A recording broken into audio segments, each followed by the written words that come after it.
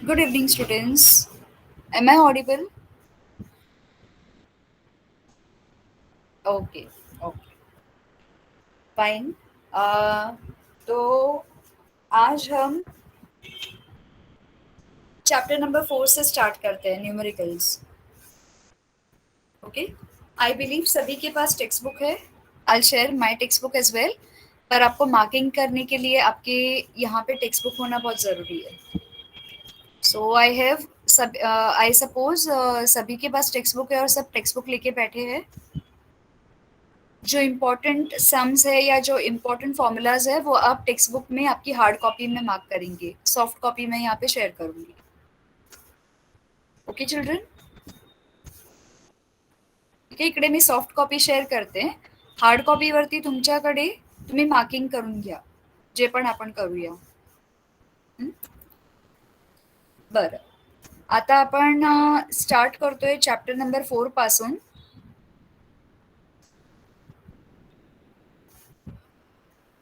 That is effects of electric current. Okay. तर ह्याच्यामध्ये सगळ्यात आधी आपण बघणार आहोत न्यूमेरिकल्स. आता तुम्हाला resistance, electric circuit, okay, ohm's law वगैरे सगळे क्लिअर आहेत ना. Heating effect of electric current, हे सर्व कॉन्सेप्ट क्लिअर आहेत. Functioning of electric bulb clear. Okay. आता ह्याच्यामध्ये आपल्याकडे न्यूमेरिकल्स आहेत. अपन सॉल्व एग्जाम्पल्स ऑलरेडी केलेले. हमने सॉल्व एग्जाम्पल ऑलरेडी सॉल्व किया था पहले. एग्जाम्पल 1 6 मीटर का लॉन्ग वायर, फिर दूसरा सेल वाला था, वोल्ट्स निकाले थे, राइट. एग्जाम्पल 3 में हमने पावर देखा था, इलेक्ट्रिक करंट के बारे में था. और सम नंबर 4 हमारा वॉट्स के बारे में था, पावर किलो वॉट. करेक्ट. ठीक है. इसके बाद हम अभी जा रहे हैं आगे. नाउ चिल्ड्रन, आप सभी को राइटिंग मेथड पता है हमें क्या क्या करना है न्यूमेरिकल्स के लिए. Everybody is clear, right. Writing method में क्या क्या लिखना है. सबसे पहले आपको गिवन इन्फॉर्मेशन लिखनी है, उसके बाद आपको टू फाइंड लिखना है. ठीक है. और उसके बाद आप फॉर्मूला डाल के फिर सोल्यूशन कैलकुलेट करेंगे जैसे हमने लास्ट टाइम किया था. Correct. Only Maitreya is understanding, बाकी किसी को समझ नहीं आ रहा है. आप बात नहीं कर सकते, आप चैट कर सकते हैं चिल्ड्रन. ओके. ठीक है. तो हम स्टार्ट करते हैं टेक्स्ट बुक एग्जाम्पल से. मैं आपको पूरा का पूरा सम सॉल्व नहीं करूंगी यहाँ पे. मैं यहाँ पे आपको मेथड बताऊंगी. आपको सेम साइमल्टेनियसली आपके टेक्स्ट बुक में रिफर करके आप क्लास के बाद रफ नोटबुक में सॉल्व करके प्रैक्टिस कर सकते हैं. ओके. यहाँ पे मैं डायरेक्टली कैलकुलेशंस आपको बता दूंगी अलॉन्ग विथ फॉर्मूला. मेथड तो आप सभी को पता है, तो हम शॉर्ट फॉर्म में उसको सॉल्व करेंगे फिलहाल के लिए. Is it okay? सभी को ठीक है तो ऑल राइट. एक सम में पूरा मेथड बताती हूँ. सेम मेथड से हम कंटिन्यू करेंगे बाकी सारे न्यूमेरिकल्स. ठीक है. Starting with text book exercise. अभी आप सभी को एक और बात बतानी है कि आपके जितने भी न्यूमेरिकल्स है वो आपको एग्जाम में आइदर 2 मार्क के लिए या 3 मार्क के लिए पूछे जाएंगे. ओके. 2 या 3 मार्क्स के लिए पूछे जाएंगे. तो आपके मार्क्स के बाइफर्केशन कैसे रहेंगे, पूरा का पूरा सम पे नहीं रहेगा. आपका given information I will share my screen.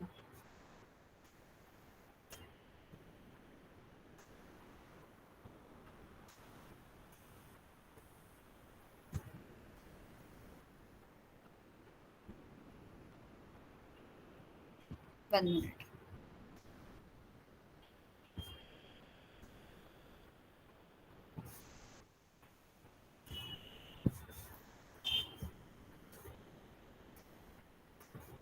Okay. Is my white board visible children? Okay, visible. तो यहाँ पे इसके बाइफर्केशंस कैसे रहेंगे चिल्ड्रन. सबसे पहले आपका गिवन इन्फॉर्मेशन होगा. ओके.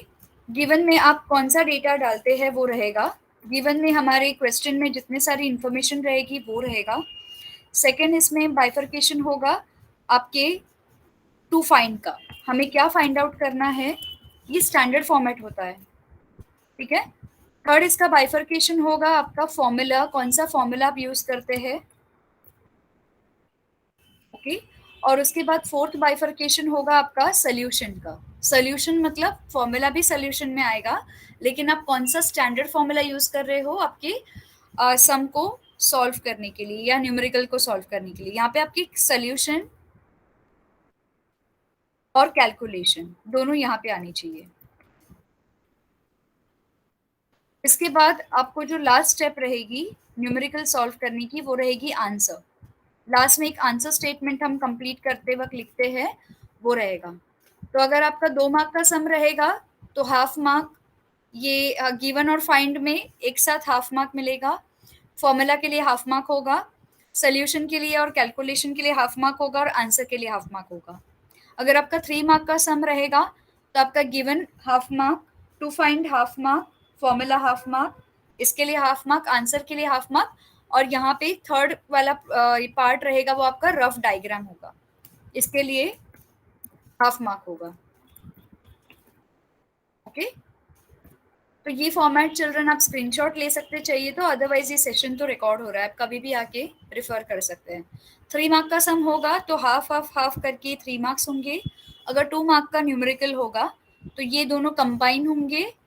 हाफ मार्क के लिए ये हाफ मार्क, फॉर्मूला आपका कैलकुलेशन हाफ मार्क, और answer statement half mark. Answer statement compulsory होते हैं न्यूमेरिकल्स में, ओके।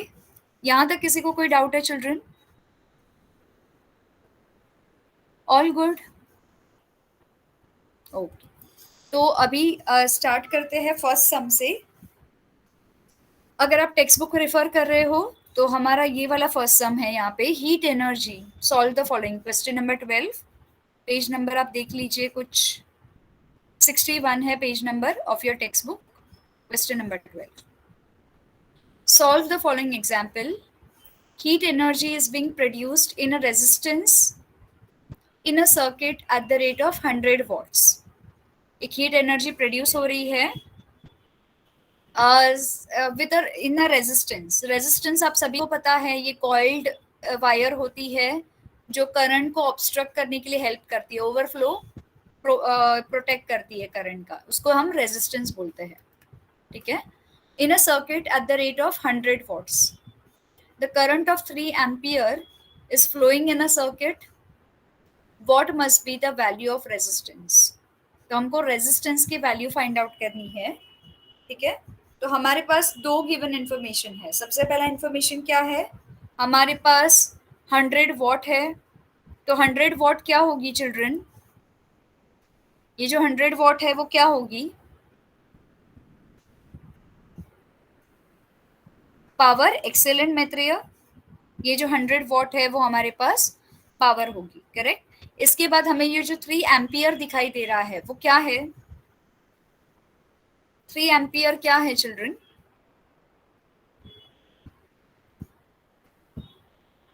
करंट। Very good.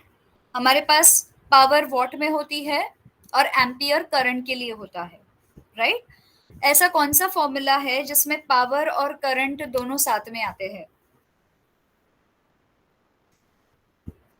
ऐसा कौन सा फॉर्मूला है जिसमें पावर और करंट साथ में आते हैं, साथ में मतलब उस फॉर्मूला में हमें मिलते हैं।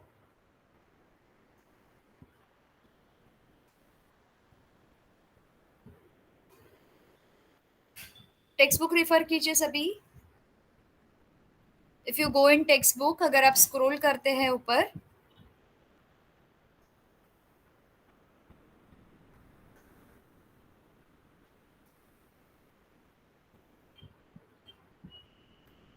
कौन सा फॉर्मूला है चिल्ड्रन, थोड़ा स्क्रॉल कीजिए। और आप सभी को मैंने लास्ट टाइम भी बताया था, आपको एक फॉर्मूला का पेज बनाना है जिसमें आप हर एक चैप्टर के फॉर्मूलाज लिखेंगे।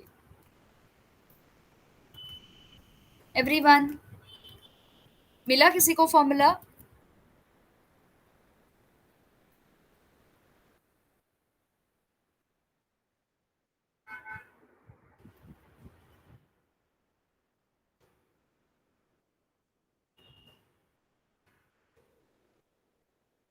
किसी को फॉर्मूला मिला? एनीबडी जिन्होंने ट्राई भी किया है ये सम पहले? Can I take this formula?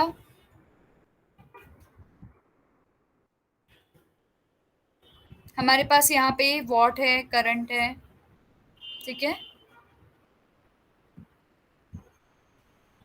Can I take this formula? हमारे पास यहाँ पे एक आई मिल रहा है, पावर है, क्या हम ये फॉर्मूला ले सकते हैं? यस। वाई, बट देन यहाँ पे वोल्टेज है। हमको यहाँ पे क्या फाइंड आउट करना है चिल्ड्रन? ये वाला फॉर्मूला आप सभी को दिख रहा है पावर के लिए। हमें क्या फाइंड आउट करना है? क्वेश्चन हमें पूछ रहा है to find out resistance. Excellent. तो रेजिस्टेंस का मतलब क्या है? रेजिस्टेंस का मतलब क्या है? टेक्स्ट बुक में आइए, इलेक्ट्रिक सर्किट के यहाँ पे रेजिस्टेंस करके वर्ड दिखाई दे रहा है, यहाँ पे हमने किया था, इफ यू रिमेम्बर।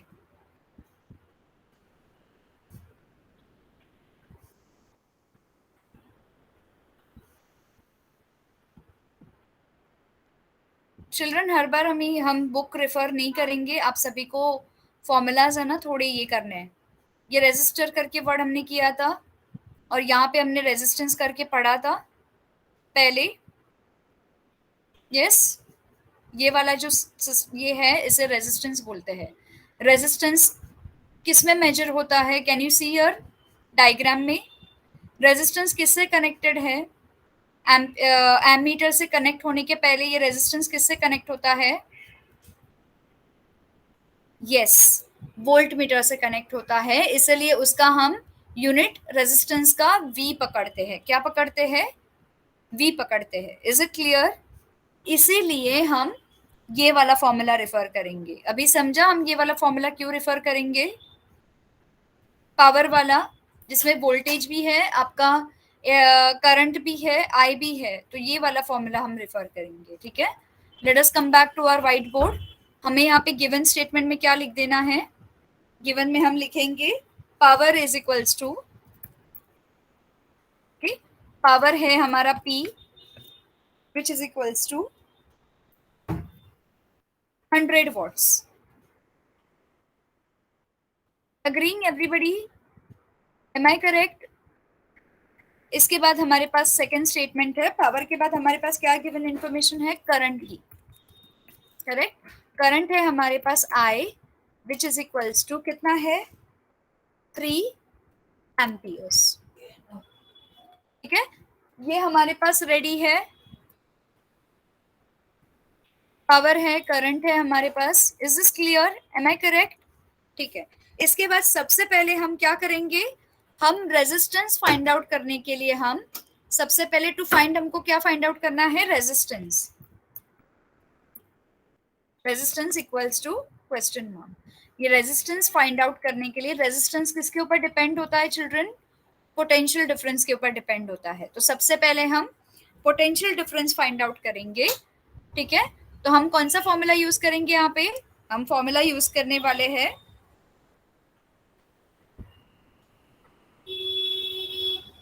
हम यहाँ पे फॉर्मूला यूज करने वाले हैं P equals to V multiply by I। Power equals to potential difference multiply by current, V multiply by I। ये सबसे पहला फॉर्मूला यूज करेंगे। ये फॉर्मूला यूज करने के बाद हम कैलकुलेशन करेंगे। क्या हमको इन दोनों को कन्वर्ट करने की जरूरत है, या दोनों में से एक को कन्वर्ट करने की जरूरत है? 100 वॉट्स है, 3 एम्पियर्स है, क्या हमें इसकी कन्वर्जन की जरूरत है वॉट्स और एम्पियर्स को? दोनों स्टैंडर्ड फॉर्म में है, दोनों एक दूसरे के यूनिट्स मैच हो रहे हैं, वॉट्स और amperes. Yes children? Yes, no, yes, okay. Only Maitreya is prepared, ऐसे मुझे फील हो रहा है एग्जाम के लिए। बाकी सब यस, ओके। मयूर, ऑल राइट। तो यहाँ पे हम इसको कन्वर्ट नहीं करेंगे, बिकॉज 100 वॉट्स प्रॉपर यूनिट्स में है और करंट भी हमारा सेम यूनिट्स में है। अभी हम आगे कैलकुलेशन की ओर बढ़ते हैं। हमारे पास 100 इज इक्वल्स टू पावर कितना है, पावर ऑलरेडी है, v हमारे पास पता नहीं है तो v को एज इट इज रखेंगे, मल्टीप्लाई बाय i इज 3। इसको अगर हम कन्वर्ट करते हैं या इसको हम ट्रांसपोज करते हैं, ओके, यूनिट्स को एक्सचेंज करते हैं, तो कैन आई से v को अगर मैं आइसोलेट करती हूँ, v is equal to 100 divide by 3, can I say like that? Am I correct? 100 divide by 3, v is equal to 100 divide by 3। ये मिलने के बाद हम इधर फिलहाल स्टॉप करेंगे, इसको हम सिंप्लीफाई नहीं करेंगे। हमको v का आंसर मिल गया 100/3 वोल्ट्स करके। अभी हम क्या करेंगे, यहाँ पे हमको क्या मिला है, पोटेंशियल डिफरेंस मिला है, हमको फाइंड आउट करना है रेजिस्टेंस। तो क्या मेरी ओम्स लॉ में रेजिस्टेंस फाइंड आउट होगा पोटेंशियल डिफरेंस यूज करके? Can I use Ohm's law here? Yes children, can I use Ohm's law here? मैं ओम्स लॉ यूज करके पोटेंशियल डिफरेंस फाइंड आउट कर सकती हूँ? यस। तो अभी इसके बाद नेक्स्ट स्टेप होगी according to Ohm's law. According to Ohm's law, according to Ohm's law पहले हम ओम्स लॉ लिखेंगे। ओम्स लॉ क्या बोलता है? ओम्स लॉ ये बोलता है when I have voltage, okay, which is equals to potential difference, v का मतलब है potential difference, is equals to my current will be multiplying by resistance. Am I correct with the Ohm's law children? Yes, excellent. ठीक है, मैंने क्या किया है, ohms law हमें ये बताता है R is equals to V upon I, correct? हमारा ओम्स लॉ हमें बताता है R is equals to V divide by I, ठीक है। पर मैंने यहाँ पे इसको V को आइसोलेट करना है क्योंकि हमारे पास V की value is equals to 1 I multiply by R, ठीक है। ऐसे भी कर सकते, चलो इसको हटा देते हैं फिलहाल, ठीक है। चलो विल टेक दिस जो मैत्रेय ने बताए। इसके बाद हम क्या करेंगे, हमारे पास R प्रेजेंट है नहीं है, हमको R ही फाइंड आउट करना है। सो R इज इक्वल्स टू, तो हम बोल सकते हैं ये वाला वैल्यू लेके 100 डिवाइड बाय 3, ओके, और हमारे पास I क्या है, कैन आई से मल्टीप्लाई बाय 3? ये मैं कर सकती हूँ चिल्ड्रन? यस, क्या ये मैं कर सकती हूँ? ओके, तो हमारे फॉर्मूला के अंदर ही सोल्यूशन और कैलकुलेशन हो गए, तो हमारे पास यहाँ पे फॉर्मूला भी हो गया और सोल्यूशन और कैलकुलेशन भी इसके साथ आ गया, तो आप इसको कंबाइन कर सकते हो। लेकिन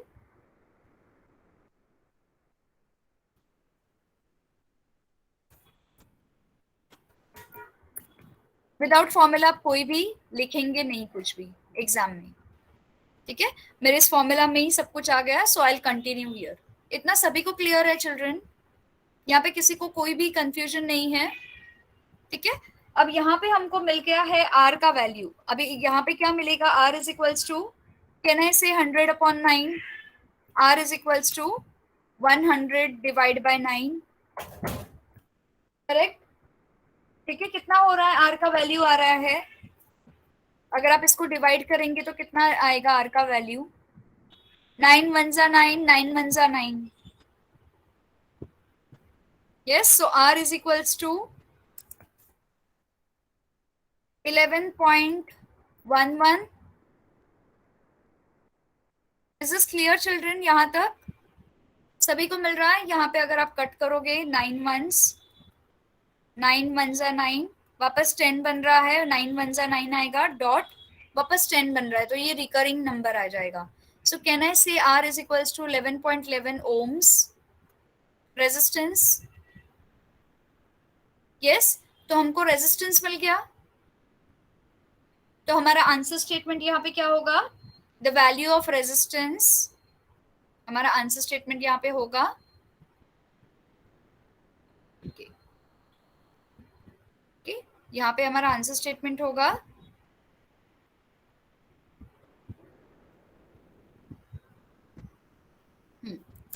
the value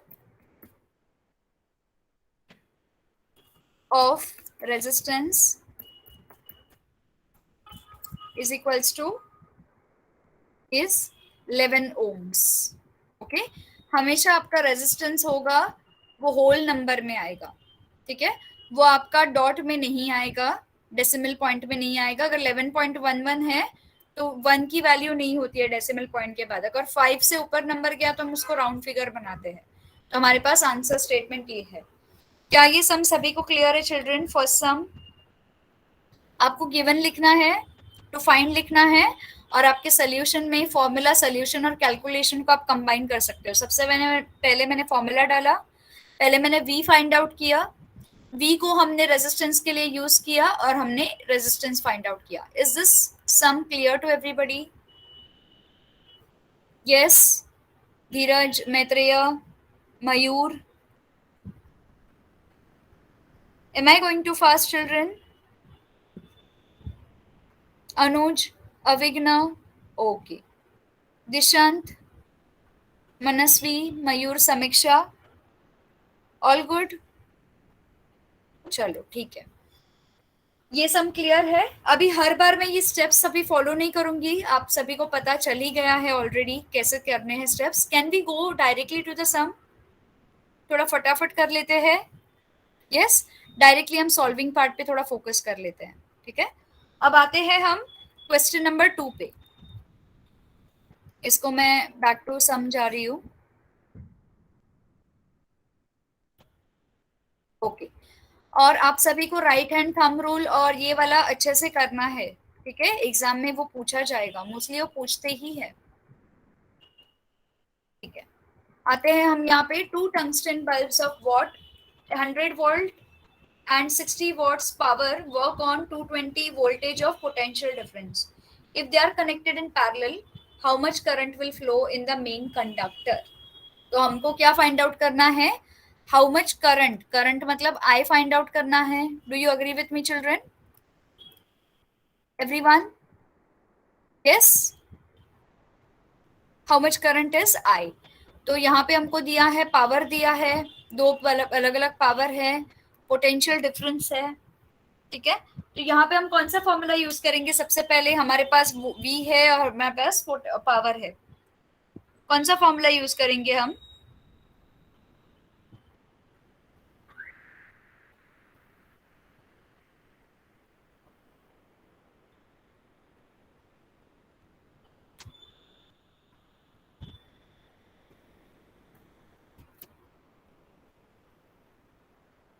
yes, I is equals to power multiplied by volt. Okay, हमको I फाइंड आउट करना है तो हम पावर डिवाइड बाय वोल्ट ये करेंगे, पोटेंशियल डिफरेंस करेंगे, ठीक है. अब यहाँ पे दोबारा रीड करते क्वेश्चन को. दो टंगस्टन बल्ब्स है जिसका वॉट है 100 W एंड 60 W, ठीक है. तो क्या मैं बोल सकती हूँ ये मेरा पावर 1 है, ये मेरा पावर 2 है? Can I say like that, power 1 and power 2? ठीक है. इसके बाद चिल्ड्रन हमारे पास है पोटेंशियल डिफरेंस, दोनों के लिए सेम है 220 वोल्ट्स, ठीक है. और हमको यहाँ पे आई फाइंड आउट करना है. तो हम ये जो मैत्रेय ने बताया है फॉर्मूला, उसको दो बार यूज करेंगे, पावर 1 के लिए और पावर 2 के लिए, ताकि हमको I1 मिले और I2 मिले. दो वैल्यूज मिलेंगे I के with same potential difference. Do you agree with me, children? Everybody agree with me? Dishant, Avigna, yes. Mayur, Manasvi, Samiksha. Okay, दो पावर है तो आपको दो अलग अलग करंट मिलेंगे, ठीक है. तो लेट अस गो, मैं क्विकली सॉल्व करती हूँ, ठीक है. सो आप गिवन वगैरह सब लिख लेना. हमारे पास यहाँ पे गिवन में दो चीजें रहेंगी. Power 1 is equals to 100 W, okay, और पावर 2 हमारे पास रहेगा which is equals to 60 W, okay. हमारे पास पोटेंशियल डिफरेंस जो कि V है विच इज इक्वल्स टू कितना है? I think 220 volts, right. ये दोनों के लिए कॉमन है. हमको क्या फाइंड आउट करना है? I is equals to question mark, okay. तो हमने यहाँ पे फॉर्मूला कौन सा लिया है? हमने यहाँ पे फॉर्मूला लिया है P इज इक्वल्स टू क्या था वो फॉर्मूला? v अपॉन आई, राइट? ओके, हमारे पास पावर 1 है, तो सबसे पहले हम पावर 1 निकालेंगे. Power 1 is equals to v upon I one. Okay, therefore I को हम आइसोलेट करेंगे, इस तरफ लेंगे. ओके, सो क्या मैं बोल सकती हूँ I one is equals to T1 upon V, correct, which is equals to 100 upon 220.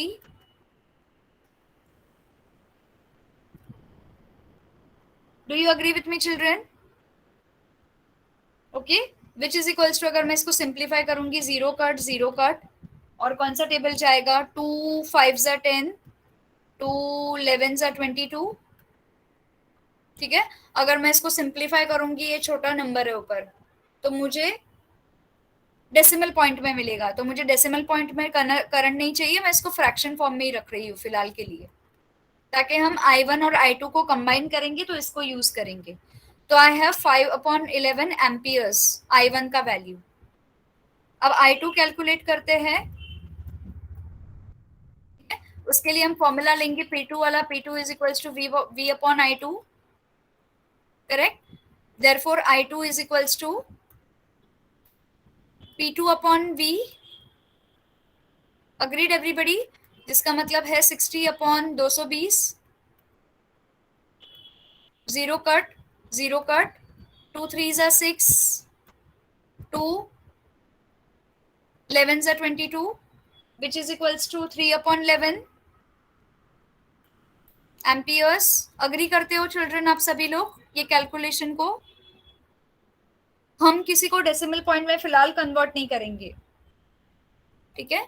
अगर हमारे पास दो करंट है, I1 की वैल्यू है और हमारे पास I2 की वैल्यू है, तो हम I की वैल्यू कैसे फाइंड आउट करेंगे चिल्ड्रन? नेक्स्ट प्रॉब्लम क्या होगा?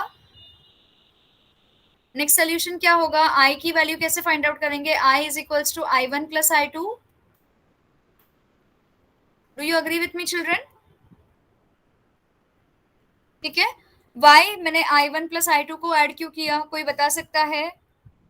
मैंने उसको सब्ट्रैक्ट क्यों नहीं किया?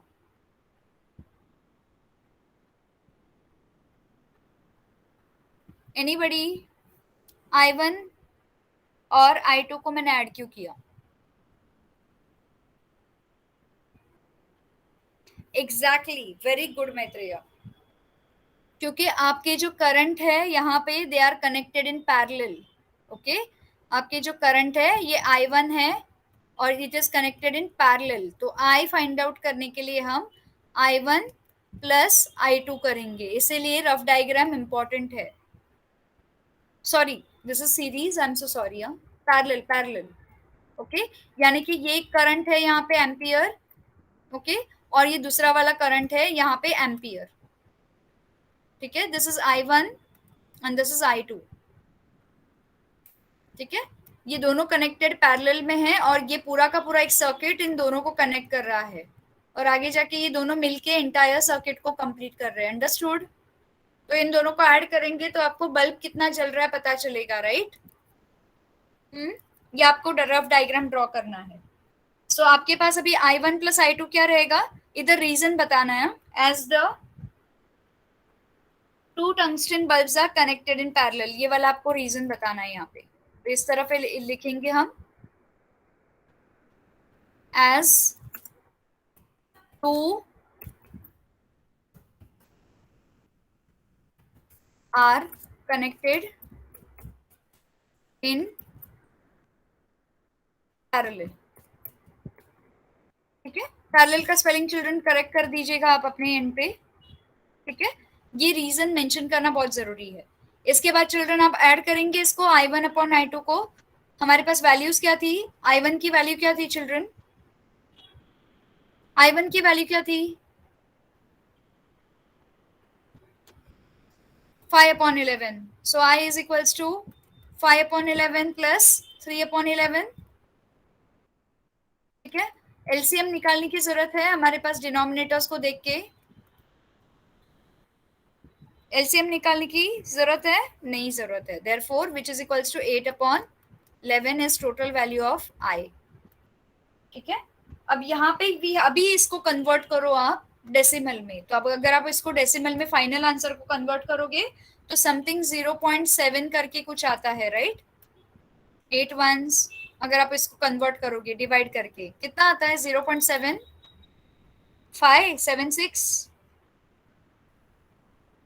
कितना आता है?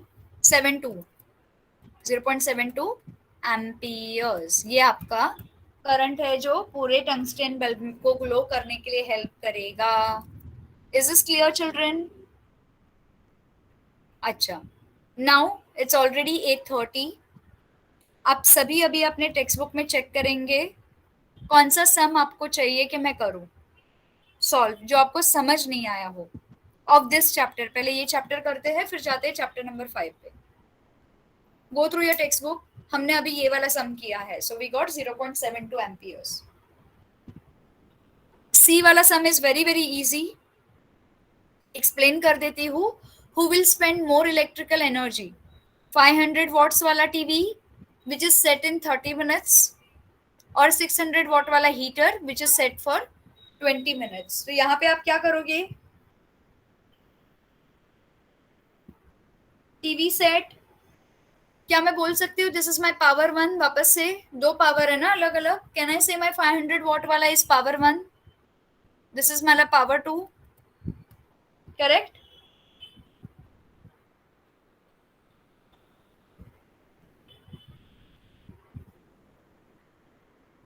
हम कौन सा फॉर्मूला यूज करेंगे यहाँ पे? जल्दी बताइए कौन सा फॉर्मूला। अब यहाँ पे टाइम आया है, कौन सा फॉर्मूला यूज करेंगे?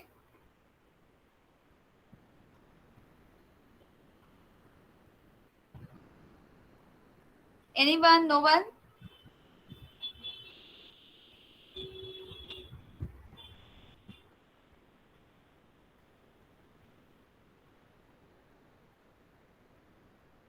किसी को भी नहीं पता?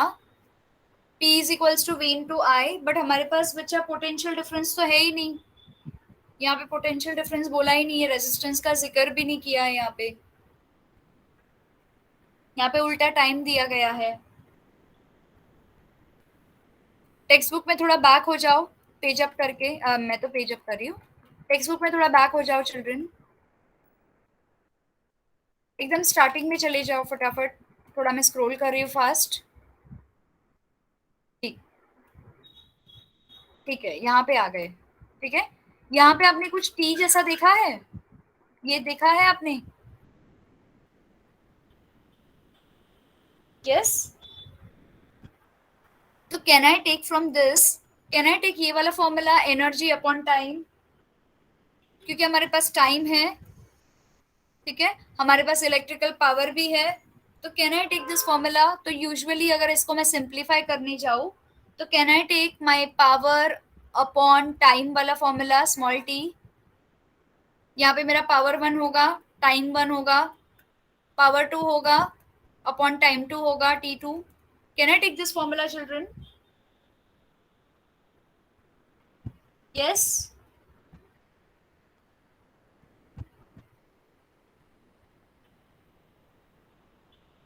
तो ये क्या है मेरा? फिर हम फाइनल में ये लेंगे। Are you following children? ये वाला क्वेश्चन हमें क्या, दो पावर दिए हैं, दो अलग अलग टाइम दिए हैं। तो सबसे पहले हम पावर डिवाइड बाय टाइम करेंगे, तो हमको यहाँ पे आंसर मिलेगा। ठीक है, टाइम का आंसर मिलेगा। तो हमारे पास यहाँ पे टाइम कितने इसमें है? If you go to your question, यहाँ पे आपका टाइम दिया है यहाँ पे 30 मिनट्स। ओके, और यहाँ पे 500 वॉट्स है। अगर सेकेंड्स में होता तो हम वॉट्स लेते, अगर हमारा मिनट में है टाइम तो हम किलो वॉट में कन्वर्ट करेंगे। यहाँ पे ही देख लो आप, किलो वॉट में कन्वर्ट करेंगे। यहाँ पे देख लो चिल्ड्रन, आपको पता चल जाएगा। चिल्ड्रन ये सब कन्वर्जन याद रहना चाहिए आपको।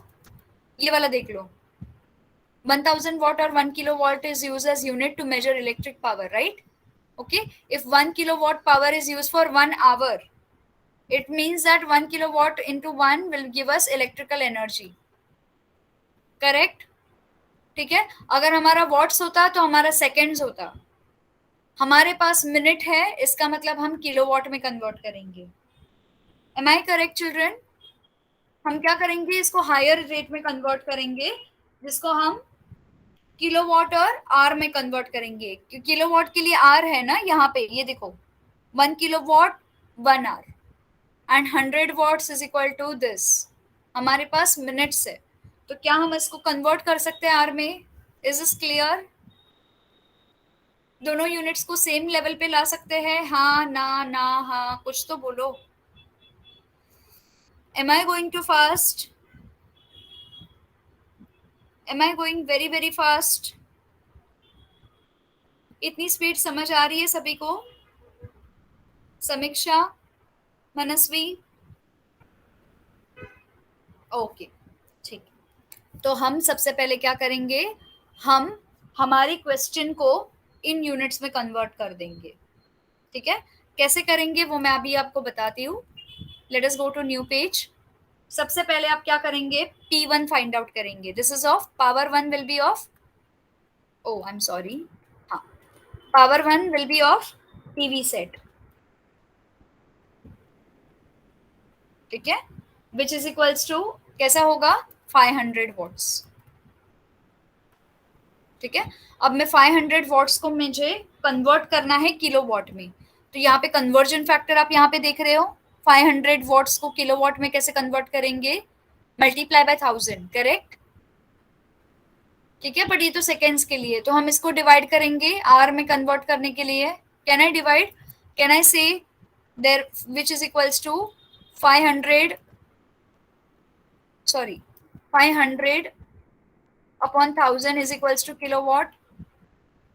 अगर मैं इसको कन्वर्ट करती हूँ तो क्या मैं बोल सकती हूँ 0.5 किलोवाट? कैसे आया ये जीरोस? ठीक है, ये zero cancel, zero cancel, zero cancel, zero cancel, कितना बचा है 5/10। ये आगे जाएगा तो 0.5 आएगा। This is understood children? ये अंडरस्टूड, ये समझा सभी को? मेरा फर्स्ट पावर मिल गया मुझे किलोवाट में। अब मेरे पास टाइम कितना है, टाइम को मैं कन्वर्ट करूंगी आर में, मिनट्स को। ठीक है, ताकि दोनों यूनिट से सेम हो जाए। मेरे पास टाइम है T1। ठीक है, ये भी टीवी सेट का ही है, फिलहाल हम टीवी सेट का सब कैलकुलेट कर रहे हैं। Which is equals to 30 divide by 60, okay, which is equals to 0 cut 0 cut, 3 ones 3 twos are, okay, can I say half hour? Now both units are same, kilowatt और are, जो हमको text book ने बताया था। अगर आपका kilowatt रहेगा तो आपका आर रहेगा, ये वाला समझ में आ रहा है, kilowatt into R. Same unit आ गए चिल्ड्रन। अभी सेम आप P2 के लिए भी करोगे कि अभी हमारा कैलकुलेशन प्रॉपर फ्लो में जाएगा, तो P2 के लिए भी आप करोगे तो आपको P2 के लिए 0.6 किलो वोल्ट मिलेगा। ओके, और टाइम मिलेगा 1/3 आवर मिलेगा, 1/3 आवर। ठीक है, अभी आप आओगे इलेक्ट्रिकल एनर्जी। अभी हम ये वाला फॉर्मूला यूज करेंगे। कौन सा फॉर्मूला यूज करेंगे अभी हम? ये वाला फॉर्मूला यूज करेंगे। कहाँ गया ये वाला? ठीक है, अभी हम ये वाला फॉर्मूला यूज करेंगे इलेक्ट्रिकल पावर कैलकुलेट करने के लिए, जिसका मतलब है ई कैलकुलेट करने के लिए इलेक्ट्रिकल पावर। ठीक है, can we do that children? ठीक है, मैं डायरेक्टली आंसर लिख रही हूँ। P2 का आंसर है मेरे पास, जो कि किसका है, P2 हीटर का है। ठीक है, हीटर का कितना है, वी हैव 0.6, मैंने डायरेक्टली कन्वर्जन करके ये लिख दिया। ठीक है, और हमारे पास T2 टाइम कितना है, we have time is equals to 1/3 hour. ठीक है, ये भी सारा का सारा हमको प्रॉपर यूनिट में मिल गया है।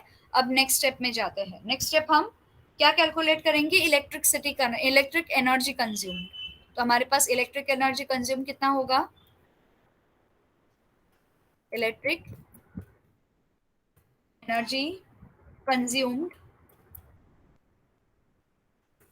Is E2, sorry E1 of TV set. ये टीवी ने किया ना,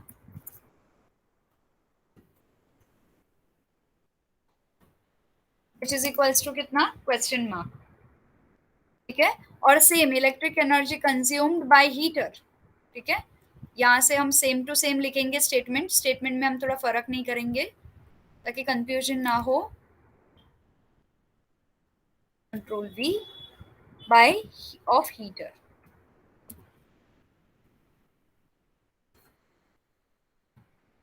इज इक्वल्स टू, और E2 की जगह E1 की जगह पे E2 बन जाएगा। Are these two statements clear with everybody children? ये समझ में आ रहा है सभी को? Electric energy consume by E1 TV set and electric energy E2 consume by heater. तो हम E1 कैलकुलेट करेंगे सबसे पहले। यहाँ पे मैं डायरेक्टली कंटिन्यू कर रही हूँ। मेरे पास E1 है which is equals to, formula डालेंगे P into T1, P1 into T1। मेरे पास है P1 into T1, small t रहेगा। Okay, which is equals to कितना आया है हमारे पास, पीछे कितना मिला था, 0.5 into 1.5। Am I correct children? इसके लिए हम करेंगे E1 is equals to, am I correct children? हाँ, yes, 0.5 the whole multiply by 1 divide by 2। ठीक है, इसको आप डिविजन करके मुझे बताइए क्या आंसर आएगा E1 का वैल्यू।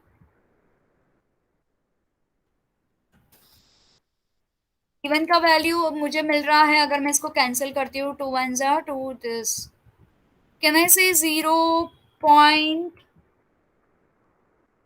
हाफ है ना, 25 किलो वोल्ट्स। कैन आई से एवरीबडी इज गेटिंग? आप कैलकुलेशन कीजिए, E1 का वैल्यू सबका मैच हो रहा है मेरे साथ, या मेरा मैच हो रहा है आपके साथ?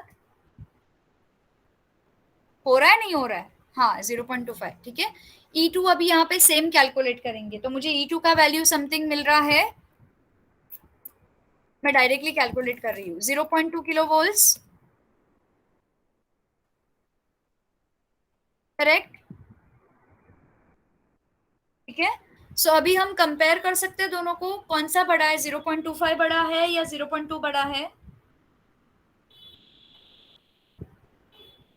कौन सा बड़ा है? ओके, तो ये दोनों कंपैरिजन हो गया। यहाँ पे क्वेश्चन क्या पूछा था, whether in 20 minutes who will consume more electrical energy? कौन ज्यादा कंज्यूम कर रहा है? 0.5 से टीवी सेट ज्यादा कर रहा है, हेंस दोनों को कंपेयर करेंगे E1 और E2। So we will say E1 is greater than E2, therefore TV set will consume more electrical energy. Am I clear children? सभी को समझ में आ रहा था ना न्यूमेरिकल, एवरीबडी? ठीक है, ओके। अभी हम आगे बढ़ते हैं, question number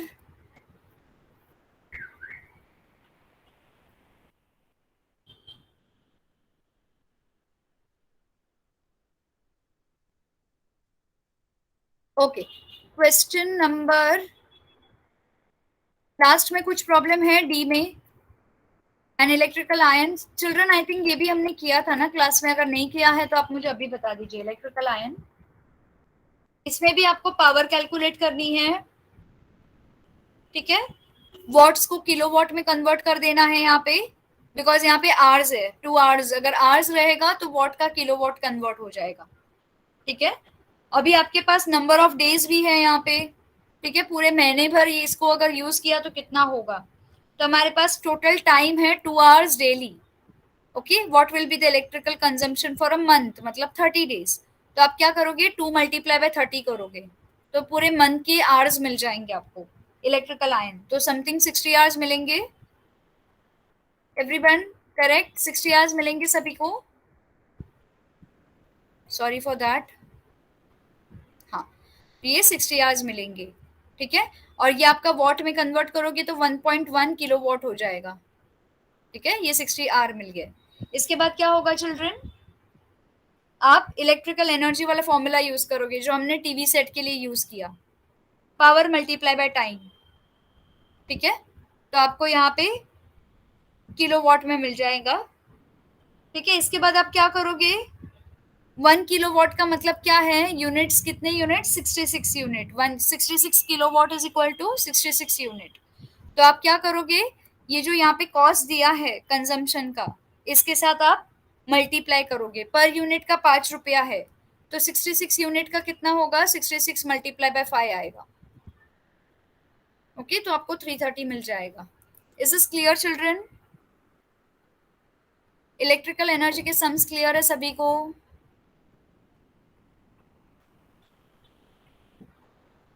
anybody has having doubt? क्योंकि ये चैप्टर होने के बाद हम रिपीट नहीं करेंगे, we are moving to next chapter. Can we go to next chapter? Are we ready? बढ़े आगे चैप्टर नंबर 5 पे, हीट पे. यस, ठीक है. चिल्ड्रन, इज इट ओके अगर हम 15 मिनट्स एक्सटेंड कर ले तो? If it is okay with you all, चलेगा?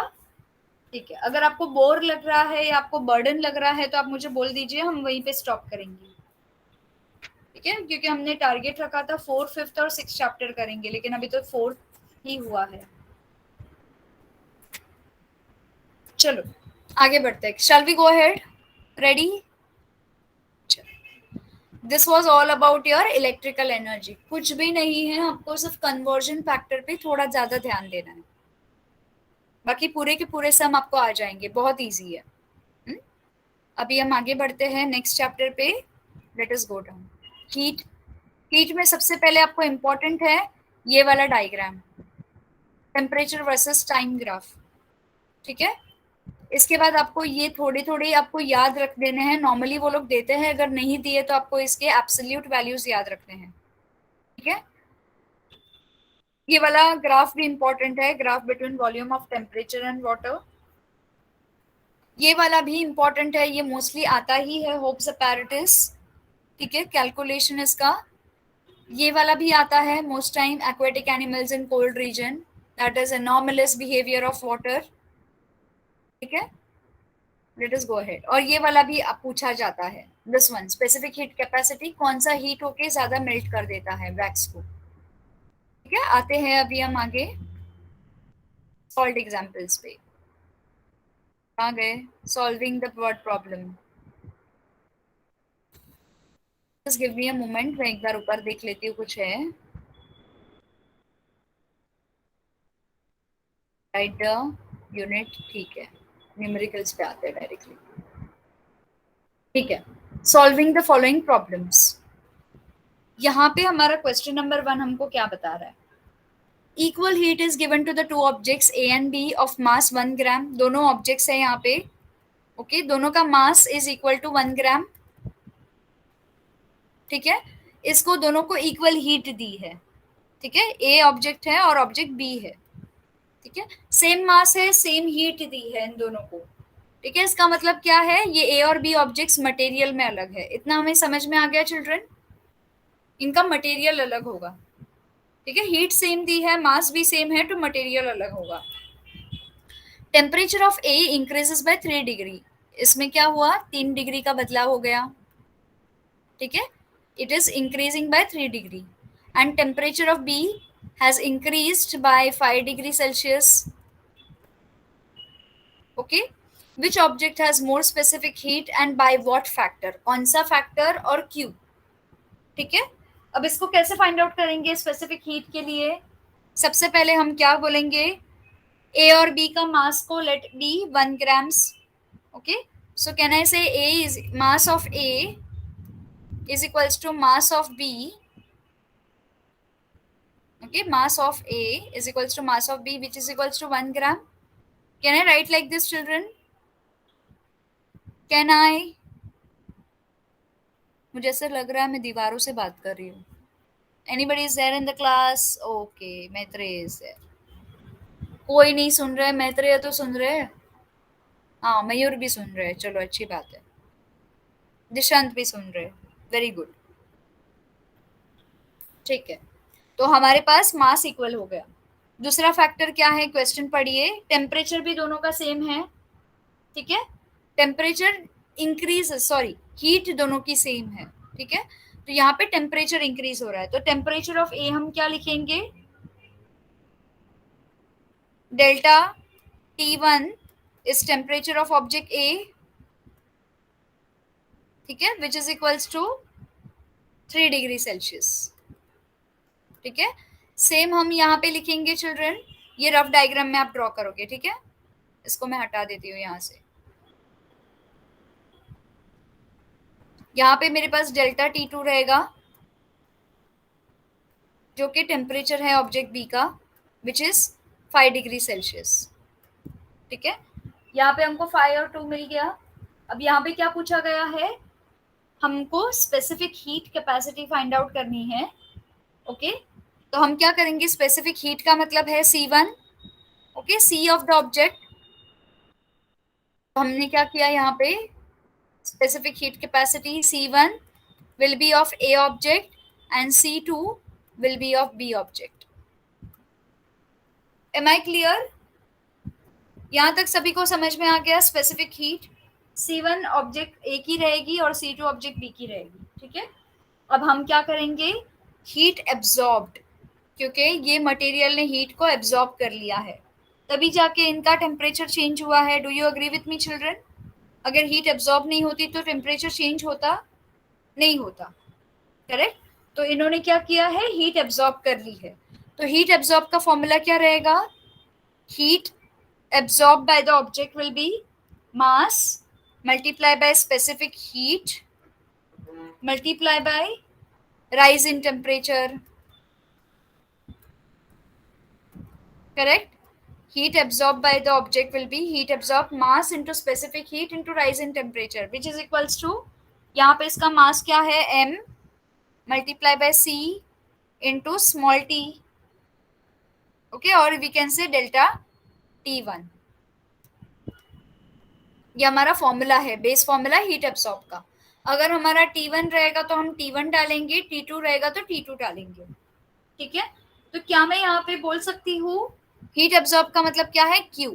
हमारे पास डेटा कौन कौन सा है, मास है हमारे पास टेम्परेचर है, और हमारे पास क्या है, और हमारे पास क्या है, C भी नहीं है और Q भी नहीं है, ये दोनों भी नहीं है, राइट? इतना क्लियर है सभी को children? Can I go ahead? हम क्या करेंगे यहाँ पे, हम इसको थोड़ा सा इन्वर्स करेंगे। हम क्या करेंगे, C को बाहर लाएंगे। तो जब हम C को बाहर लाते हैं विच इज इक्वल्स टू, मेरा फॉर्मूला बन जाता है Q divide by mass into temperature delta T। Can I say like that? मेरा ये फॉर्मूला बन जाएगा। हमको स्पेसिफिक हीट ऑब्जर्व करना है, ठीक है? Q अपने आप मिल जाएगा हमको, Q की हमको फिकर नहीं करनी है, स्पेसिफिक हीट को हमको आइसोलेट कर देना है। तो ये फॉर्मूला यूज करके अगर मैं C1 में डालूंगी तो मुझे मिलेगा यहाँ पे Q अपॉन मास कितना है 1, और डेल्टा T1 कितना है मेरा यहाँ पे, delta T1 is 3, 1 into 3। Okay, और C2 का मुझे मिलेगा which is equals to Q the whole divide by 1 into 5, same formula use करके दोनों के लिए। ठीक है, तो क्या मुझे C1 अपॉन C2, अगर मैं C1 अपॉन C2 करने जाऊँ विच इज इक्वल्स टू, क्या मुझे ये क्यू क्यू कैंसिल होगा दोनों का? तो अगर मैं देखने जाऊँ तो मुझे यहाँ पे सॉरी, क्यू क्यू कैंसिल नहीं होगा, 1 इंटू 3 विल बी 3। क्या मुझे ये मिलेगा Q upon 3 divide by Q upon 5। अगर मैं इसको रेसिप्रोकेट करती हूँ तो 5 अपॉन Q होगा, वापस Q Q कैंसिल होगा। कैन आई से मेरा C1 upon C2 will be 5 upon 3। Okay, तो स्पेसिफिक हीट कैपेसिटी ए की क्या होगी, 5 अपॉन 3 इंटू C2 होगी। इसको अगर आप आगे सॉल्व करोगे तो हमको इसकी स्पेसिफिक हीट कैपेसिटी मिलेगी। ये ए वाला ऑब्जेक्ट है और ये बी वाला ऑब्जेक्ट है। अगर ए की specific heat capacity find out करनी है तो C2 को इनके साथ मल्टीप्लाई कर दो तो 5 अपॉन 3 मल्टीप्लाई बाय C2 हो जाएगा। तो ये हमारी स्पेसिफिक हीट कैपेसिटी ऑफ ए हो जाएगी। तो अगर बी की फाइंड आउट करोगे तो इसका रेसिप्रोकेट हो जाएगा। तो हम क्या बोलेंगे, ए की specific heat capacity is 5 upon 3 times the specific heat capacity of B. Is that clear? ये फ्रैक्शन में आएगा। ओके, ठीक है। Can we go to next sum children? इतना क्लियर है, थोड़ा गिचमिट हो गया है बट एक्सप्लेनेशन क्लियर है चिल्ड्रन आप सभी को? Will go to next sum. चलो next sum I do it on the white board, अच्छा लगेगा थोड़ा दिखने में। यहाँ पे मैंने कंटिन्यू कर लिया था इसके लिए किया, अदरवाइज यहाँ पे नहीं करती मैं।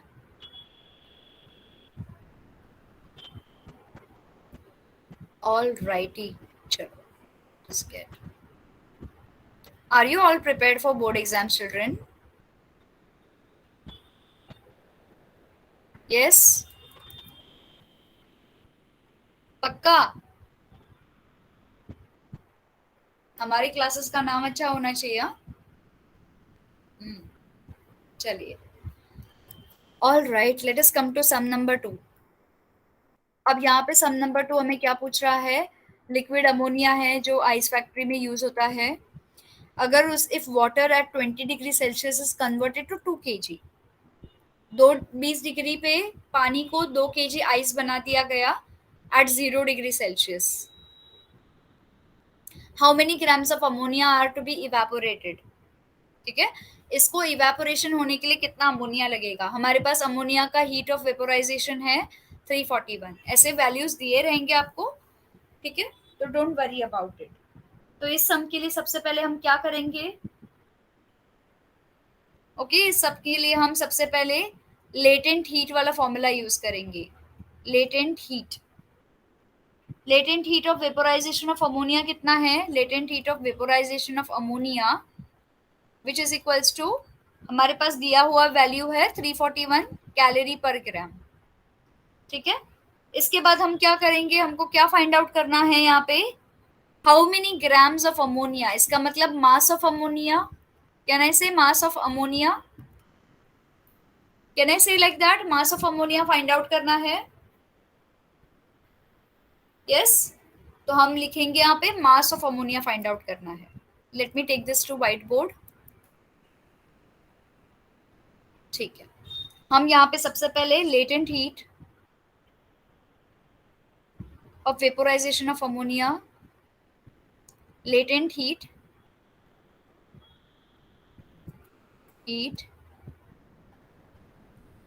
of vaporization जो दिया हुआ है. ठीक है, वेपोराइजेशन ऑफ अमोनिया जिसको हम LVA लिखेंगे which is equals to 341 calories per gram. 341 calories per ग्राम. ठीक है, हमारे पास मास ऑफ अमोनिया नहीं पता है तो हम मास ऑफ अमोनिया लिखेंगे which is equals to question mark, जो हमें फाइंड आउट करना है. हमारे पास और डेटा क्या दिया है? मास ऑफ आइस दिया है. Mass of ice small I is equals to कितना है हमारे पास? 2 kg. ठीक है, क्या मुझे इसे कन्वर्ट करने की जरूरत है? अगर हम यहाँ पे लास्ट में यूनिट देखेंगे तो मैं केजी को ग्राम में कन्वर्ट करूंगी तो मुझे मिल जाएगा 200 ग्राम्स, 2000 ग्राम सॉरी, कन्वर्जन करने के बाद. Am I correct? यहाँ पे हम यूनिट्स को इक्वल करने की कोशिश करेंगे, सबसे ज्यादा कोशिश करेंगे. ठीक है, इसके बाद हम क्या करेंगे? टेम्परेचर है हमारे पास. टेम्परेचर ऑफ वाटर कितना है? Temperature of water is equal to 20 degree Celsius. ठीक है, और temperature of ice is equals to 0 degree Celsius. ठीक है, यहाँ पे हमारे पास specific capacity of water is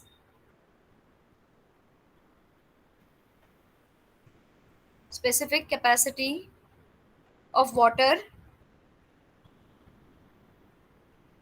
is equals to कितना है? specific capacity of water 1 calorie पर ग्राम्स. यहाँ पे कितना है? 341 कैलोरी पर ग्राम्स. हमारे पास 1 कैलोरी है पानी का. तो लेटेंट हीट ऑफ फ्यूजन, सबसे पहले हम क्या करेंगे? यहाँ पे हम, ये थोड़ा बड़ा सम है, सबसे पहले हम latent heat of fusion use करेंगे. Formula latent heat of fusion of ice. ठीक है, latent heat of fusion of ice is equals to कितना है? 80 कैलोरीज पर ग्राम. करेक्ट? ठीक है, इसका हमें हीट लॉस बाय वाटर कितना होगा? 20 degree okay of water bye 0 degree Celsius. तो हमें यहाँ पे फ्यूजन ऑफ आइस का 80 किलो कैलोरीज मिल गया. एक्चुअली ये डेटा दिया जाता है पर यहाँ पे दिया नहीं है. ठीक है, ये होने के बाद सबसे पहले हम कैलकुलेट करेंगे पानी ने कितना हीट गवाया. तो heat loss by water is equals to 20 degree Celsius किसके लिए? 20 केजी पानी के लिए. Okay, 2 KG. 2 केजी को हमने कन्वर्ट किया 2000 ग्राम्स में, करेक्ट. तो हमने 2000 ग्राम्स भी लिख लिया यहाँ पे. इसके बाद क्या होगा? ये कभी है, टेम्परेचर कितना था इसका? 0 डिग्री सेल्सियस पे, अगर आप टेक्स्ट बुक में पढ़ेंगे. देयरफॉर हमारे पास क्या होगा? Specific heat capacity which is equals to mass into delta T. ठीक है, दिस इज हीट वाला, latent heat. This is heat loss by water, that is latent heat. Mass into delta T into C, ये वाला formula use करेंगे. हमारे पास mass कितना है which is equals to 200 grams, ये वाला 2000 grams multiply by 20 minus 0 the whole into 1. ठीक है, टेम्परेचर कैसे? 20 डिग्री सेल्सियस, 0 से बढ़ के 20 हो गया ना, तो 20 में से 0 माइनस करके हम ये करेंगे, विच इज इक्वल्स टू हमको आंसर मिला है final, that is 40 something thousand calories. Okay, ये मेरा हो गया इक्वेशन नंबर 1. ठीक है, इसके बाद मैं जा रही हूँ, ये तो था हीट लॉस बाय वाटर, कभी व्हेन 20 डिग्री से हमने 0 डिग्री. ओके, अभी हीट लॉस बाय वाटर, अभी क्या होगा? ये वाटर से हीट लॉस होगा टू एट 0 डिग्री सेल्सियस. ये एट 20 डिग्री था, एट 20 डिग्री था. अब at 0 degree Celsius to 2 kg, that is 2000 grams. ठीक है, अभी हमने 0 डिग्री पे लिया. एट 0 डिग्री पे क्या हुआ? Of ice eight 0 degree Celsius.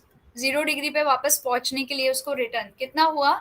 Same formula children use करेंगे हम. ठीक है, यहाँ पे हमारे पास मास ऑफ आइस है into latent heat of fusion है. ठीक है, मास ऑफ आइस कितना है हमारे पास? मास ऑफ आइस है 20,000, 2000. ठीक है, multiply by latent heat of fusion 80 है. ठीक है, इसको आप मल्टीप्लाई करके कुछ 16 160 1000 8 2 16, कितने जीरोज है? 1 2 3 4, 4 जीरोज कैलोरीज आएगा. ठीक है, ये हो गया हमारा इक्वेशन नंबर 2. ऐसे क्वेश्चन एग्जाम में आते नहीं है, पर इसका एक पार्ट आ सकता है, पूरा क्वेश्चन नहीं आएगा, एक पार्ट आ सकता है, इसलिए हम सॉल्व कर रहे हैं. ठीक है, अभी 20 डिग्री से 0 डिग्री तक पहुंचने के लिए अमोनिया हीट गेन करेगा, राइट. अमोनिया का काम क्या है? पानी को आइस में कन्वर्ट करना. ठीक है, जब अमोनिया का काम है पानी को आइस में कन्वर्ट करना, मतलब 0 डिग्री से लेके 20 डिग्री तक कितने चेंजेस हुए? इसका मतलब हम इसको और इसको ऐड करेंगे. Do you agree with me children? अगर हम इन दोनों को ऐड करेंगे तो हमको अमोनिया ने कितना अपना कंट्रीब्यूशन किया, दोनों को मिला के आइस बनाने के लिए पता चलेगा, राइट. 2 kg आइस बनने के लिए कितना कंट्रीब्यूशन हुआ. Am I correct? तो हम क्या करेंगे यहाँ पे? Heat gain by liquid ammonia. Next step होगा heat gain by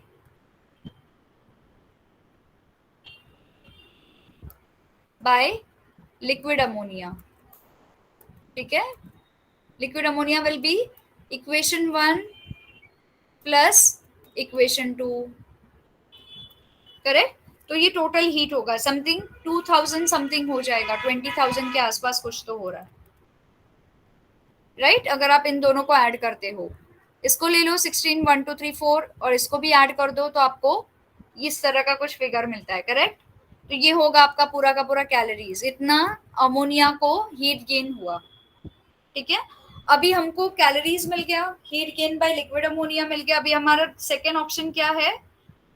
mass of ammonia find out करने का. सो मास ऑफ अमोनिया, ठीक है, जो कि वेपोराइज हो गया, okay, which will be equal to mass of ammonia multiply by latent heat of vaporization, multiply by latent heat of vaporization, which is equals to 20. ये वाला लिख लीजिए, 1 2 3, करेक्ट. इसके बाद हमारे पास है latent heat of vaporization of ammonia, question में से समथिंग 341 था जितना मुझे याद है, मैं करेक्ट। मास ऑफ अमोनिया अभी हम फाइंड आउट करेंगे, ठीक है, which is equals to something 20, ये सेम एज इट इज आएगा। Is this correct children, am I correct? 341 ही है ना, टेक्स्ट बुक में चेक करके बताइए मुझे, मुझे जितना याद है, राइट right? तो हमारे यहाँ पे इसको डिविजन होगा, mass of ammonia will be, mass of ammonia will be equal to, इसको आप डिवाइड कीजिए बाय 341, 1 2 3 4 5, और आपको डेसिमल पॉइंट में आंसर मिल जाएगा which is equals to something, अगर इसको कट करते हैं 2 की टेबल से 5, ठीक है, इसको कट करते हैं 341, इसको 2, ठीक है, तो समथिंग ऐसा आता है 586 पॉइंट समथिंग समथिंग आता है, सो समथिंग 586 पॉइंट समथिंग आता है, कैलकुलेट कर लीजिए आपके एंड पे। Am I clear? तो हमको यहाँ पे लेटेंट हीट ऑफ वेपोराइजेशन भी मिल गया अमोनिया का, हाँ 586.4, और हमको मास ऑफ अमोनिया भी मिल गया। Am I clear children with this sum? थोड़ा सा बड़ा है, ठीक है। अब ये मिलने के बाद हमारे हमको और पिक्चर अभी बाकी है, ये थोड़ा बड़ा सम है।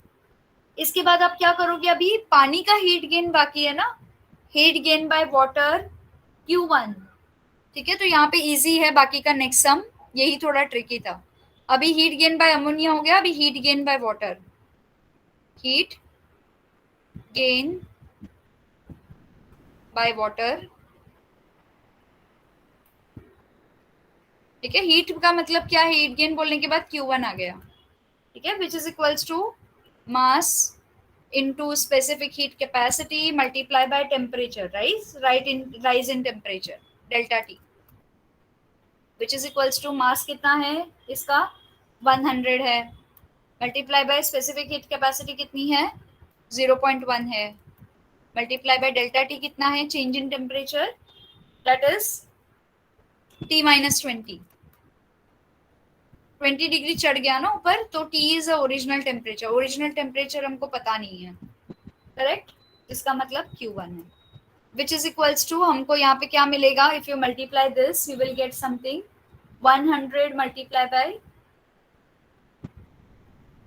ये वाला आ जाएगा, Q1 का ये आ जाएगा। अब heat gain bye calorimeter, heat gained, ठीक है, bye calorimeter, calorimeter, that is Q2 which is equals to same mass into specific heat capacity, mass C delta T। Calorimeter picture में कहाँ से आ गया, क्योंकि आपका आइस अमोनिया डालने के बाद कैलोरीमीटर में बनता है, तो उसका भांडा भी टेम्परेचर गेन करेगा ना, तो ये भांडे का टेम्परेचर है। Am I making myself clear children? थोड़ा सा बड़ा है, ये चैप्टर खत्म करके विल स्टॉप, दूसरा वाला चैप्टर नंबर 6 हम नेक्स्ट टाइम करेंगे, I will not burden you all, ठीक है, ये चैप्टर के 1-2 सम्स करके हम स्टॉप कर देंगे आप, ये आई थिंक सेकेंड लास्ट सम है ना, उसके बाद हम लास्ट सम क्विकली एक्सप्लेन करेंगे। ये हो गया, यहाँ पे Q2 हुआ बिकॉज ये कैलोरीमीटर है, Q1 हुआ ये पानी का है, तो इसका भी सेम फॉर्मूला होगा आपके पास, Q2 will be is equal to, Q2 is equal to 200, mass है 200 multiply by 1 0.1, okay, the whole multiply by T minus 20, original temperature में से 20 डिग्री माइनस करेंगे। अब हमारे पास यहाँ पे दो ये इक्वेशंस हो गए, ये इक्वेशन नंबर 1 हो गया, इक्वेशन नंबर 2 हो गया, तो दोनों का टोटल हीट गेन कितना रहेगा, Q is equals to Q1 plus Q2, आप इसको ऐड कर देंगे, दोनों को सब्ट्रैक्शन वगैरह क्लियर कर देंगे, आप कर देंगे children, on your and you will solve this next part, वो सॉल्व करने के बाद आपको T मिल जाएगा, टेम्परेचर मिल जाएगा, ठीक है। So maximum temperature of the mixture, पूरा का पूरा मिक्सचर, क्या कहते हैं, अमोनिया, पानी और कैलोरीमीटर सबको मिला के आपका मैक्सिमम टेम्परेचर कुछ 40 के आसपास आएगा, 40 आएगा समथिंग। आप सॉल्व कर देंगे आगे का part? Can we move to next part? Is it okay? Can we go to next sum of the text book? So ये थोड़ा सा बड़ा सम था, लेकिन इसका पार्ट पूछते एग्जाम में। सी वाला सम क्या बोल रहा है हमें? थर्मली इंसुलेटेड पॉट, एक पॉट है जो कि थर्मली इंसुलेटेड है, जो कि 50 ग्राम है, ice at a temperature 0 degree Celsius. ठीक है, ये भी थोड़ा बड़ा सम है। How much steam at of 100 degree Celsius has to be mix to it so that water of temperature 50 degree celsius will be obtained। Same ऊपर वाला सम है। latent heat of melting of ice दिया है 80 calories, latent heat of vaporization of water 540 kilo calories per gram, और specific heat of water इतना दिया है। ठीक है, इसमें सबसे पहले मैं आपको वर्बली एक्सप्लेन कर देती हूँ सम को। सबसे पहले आपको करना है latent heat of melting of ice, ये आपको गिवन इंफॉर्मेशन लिखनी है। Latent heat of vaporization of water, ये भी गिवन में आएगा, और स्पेसिफिक हीट ऑफ वाटर ये भी गिवन में आएगा। ठीक है, यहाँ पे मास ऑफ आइस कितना है? 150 ग्राम, ये गिवन में लिखना है। टेम्परेचर ऑफ आइस आप लिखेंगे, टेम्परेचर कितना है ये आइस का टेम्परेचर है 0 डिग्री सेल्सियस, तो ये हो जाएगा टी आइस हो जाएगा। ठीक है, उसके बाद आपके पास टी स्टीम है, जो स्टीम में कन्वर्ट होता है ना वेपराइज होके, तो टी स्टीम है 100 degree Celsius. 100 degree Celsius is a boiling point of water. ठीक है, तो ये टी एस हो जाएगा। उसके बाद आपको टी वाटर, वाटर बनने के लिए 50 डिग्री सेल्सियस लगा, तो ये टी डब्ल्यू हो जाएगा, गिवन इंफॉर्मेशन। ठीक है, तो आप क्या करोगे अभी यहाँ पे? Let the mass of steam be M, हमारे पास स्टीम का मास कितना है वो पता नहीं है, तो हम मास ऑफ स्टीम को एम एस रखेंगे। ठीक है, heat gain by steam, heat gain का मतलब क्या है? Heat gain is equals to heat lost. एक जन हीट लॉस करेगा तो दूसरा जन हीट गेन करेगा, right? So heat gain by ice सबसे पहले हम फाइंड आउट करेंगे। 0 डिग्री टू वाटर, 0 डिग्री से 0 डिग्री आइस से ओके वाटर में कन्वर्ट होने के लिए, 0 डिग्री वाटर में कन्वर्ट होने के लिए कितना लगा? दैट इज आइस का मास और लेटेंट हीट मल्टीप्लाई होगा, ये मल्टीप्लाई होगा 150 मल्टीप्लाई बाय 80 होगा। ठीक है, इसका आंसर आ जाएगा, ये आपका इक्वेशन 1 हो जाएगा। ठीक है, इसके बाद नेक्स्ट स्टेप में होगा heat gain by water to convert 0 degree to, अभी ये हीट गेन आइस से वाटर हो गया, अब 0 वाटर से क्या होगा? ये वाटर से जाएगा ये स्टीम में जाएगा। ठीक है, यहाँ पे heat gain by water to convert into the steam, 0 degree से 50 डिग्री बनने के लिए, 50 डिग्रीज बनने के लिए कितना लगेगा? This will again go with the same way, आपका m multiply by delta T multiply by C specific heat capacity. ठीक है, यहाँ पे आपका क्या होगा? 150 multiply by change in temperature, 0 to 50 का चेंज हो गया ना टेम्परेचर में, so you will minus 50 minus 0। Okay, the whole multiply by 1 होगा स्पेसिफिक हीट कैपेसिटी। ठीक है, तो इसका कुछ ये इक्वेशन 2 बनेगा, 150 multiply bye 50 will be equation 2। ठीक है, from equation 1 and 2 heat gain by ice, ice ने कितना हीट गेन किया, इन दोनों इक्वेशन को आप ऐड कर दोगे 150 इंटू 80 एंड 150 इंटू 50। ठीक है, you will add both of them, so आपको मिलेगा समथिंग 19,500 कैलोरीज की आइस ने हीट गेन कर ली। ठीक है, ये तो हीट गेन हो गया, ये सब कुछ हीट गेन का हो गया। अब हीट लॉस के लिए क्या होगा? हीट को तो लूज भी हो गया ना यहाँ पे, तो हीट लॉस के लिए क्या होगा? 100 डिग्री हीट लॉस हो गया, 100 डिग्री का बॉइलिंग पॉइंट मतलब हीट लॉस हो गया। तो यहाँ पे आपको मिलेगा, पहले आप मास m स्टीम फाइंड आउट करोगे, multiply by latent heat of vaporisation calculate करोगे। ठीक है, यहाँ पे आपको ये कैलकुलेट करने के बाद आप फिर अगेन ये वाला फॉर्मूला यूज करोगे, mass into delta T into C. ठीक है, इसमें आपको मिल जाएगा हीट लॉस बाय स्टीम। ठीक है, सो इस तरह से आप ये वाला सम सॉल्व करोगे। ये सम को ट्राई करो सॉल्व करने का। अगर आपको लास्ट पार्ट का आंसर नहीं मिलता है, आप मुझे पूछ सकते हो। Is that clear? यहाँ तक सभी को क्लियर है children? Everybody? Yes, no, no, yes? ठीक है। और मैं आपको आज होमवर्क दे रही हूँ एक सम, दैट इज कैलोरीमीटर वाला, डी वाला सम आपको होमवर्क दे रही हूँ। नेक्स्ट सेशन में आप मुझे ये सम का आंसर बताएंगे। आंसर लिखा हुआ है, आपने कौन कौन से स्टेप्स यूज किए वो बताएंगे। कैलोरीमीटर वाला ये बड़ा इजी है। इसमें भी आपको लेटेंट हीट कैलकुलेट करना है, heat gain by ice calculate करना है। Okay, during conversion to water. Same ऐसा वाला ही सम है। आप इसको ट्राई करोगे? Shall we stop here for today children? Yes, ठीक है, will stop here. Mayur, okay, stop. Queries रहेंगे आप मुझे नेक्स्ट सेशन में पूछिए। Bye everybody, take care.